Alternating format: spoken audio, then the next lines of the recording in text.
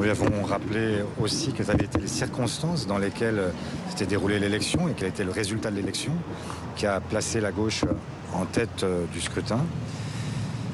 Nous avons ensuite évoqué un certain nombre de questions de fond et nous avons demandé s'il y avait des préalables. Et contrairement à ce que je crois fait fuiter l'Élysée, le président n'a posé aucun préalable sur aucun sujet, considérant que ça ne relevait pas de sa compétence, mais que ça devait être l'objet d'une discussion et d'un éventuel Premier ministre. Nous avons rappelé que nous souhaitions, pour garantir le changement et faire en sorte que le cap puisse être modifié, que ça devait être un Premier ministre de gauche et que nous ne participerions dans aucun cas à un gouvernement qui serait dirigé par un Premier ministre de droite. Ça doit être simple, ça doit être clair. Enfin, nous avons évoqué le fait que la discussion ne se limiterait pas au seul Parti socialiste. Nous sommes dans une coalition, le Nouveau Front populaire, et que donc nous souhaitions que le chef de l'État engage des discussions avec toutes celles et ceux qui sont volontaires pour cela. Et donc il s'est engagé auprès de nous à appeler dès aujourd'hui les 3 autres formations du Front populaire pour leur proposer d'entrer en discussion avec elles aussi. Vous dites que le président n'a posé aucune condition préalable. Est-ce qu'il vous a demandé de vous détacher de la France insoumise pour pouvoir... Absolument pas. Il n'y avait aucun préalable, ni de forme, ni de fond. Nous étions venus demander au président de la République un Premier ministre de gauche, une méthode nouvelle, celle du compromis, et nous en sommes tenus à cela. Le président de son côté, je vous le répète, n'a posé aucun préalable, ni de forme, ni de fond, et il a accepté de recevoir toutes celles et tous ceux qui ayant participé au Front républicain et le demandaient, l'accepteraient. Voilà. Est-ce que vous répondez à Jean-Luc Mélenchon qui dit il y a une heure que la France insoumise n'a donné aucun mandat à Olivier Faure, ni pour aller seul à cette rencontre, ni pour négocier un accord qui fait des concessions réciproques à Macron et LR. Rien de ce qu'il dit ou ce qu'il fait n'est en entre celui que vous n'êtes. Jean-Luc Mélenchon dit l'exacte vérité. Je ne reçois jamais de mandat de Jean-Luc Mélenchon. Jamais. Et donc je parle au nom des socialistes.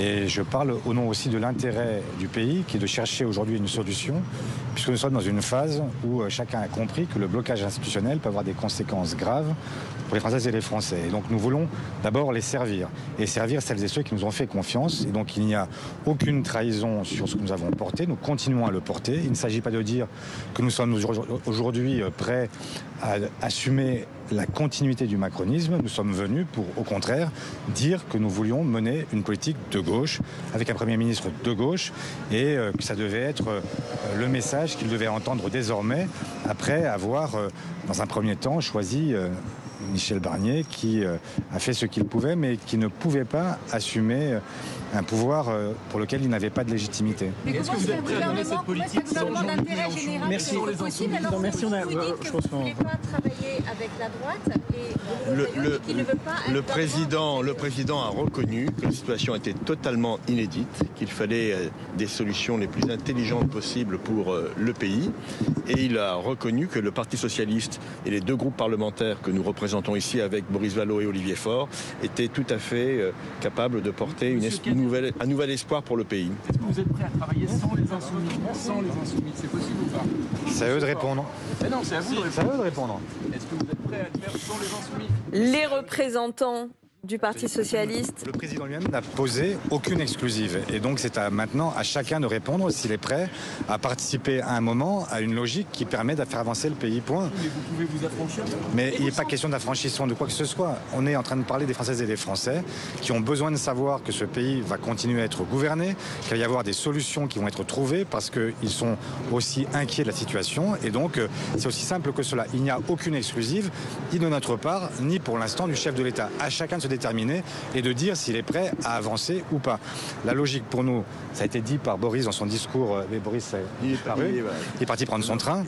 Mais ce que Boris a dit l'autre jour, c'est qu'il y a le choix entre les grands discours et rien, et au contraire, le fait de pouvoir obtenir des avancées, des victoires, même si on n'obtiendra pas tout ce que nous souhaitons. Voilà, donc c'est le dilemme qui est face à chacun, et maintenant à chacun de se déterminer aussi. Et donc nous sommes, nous, prêts à prendre nos responsabilités, mais pas à n'importe quel prix, ni à n'importe quelle condition.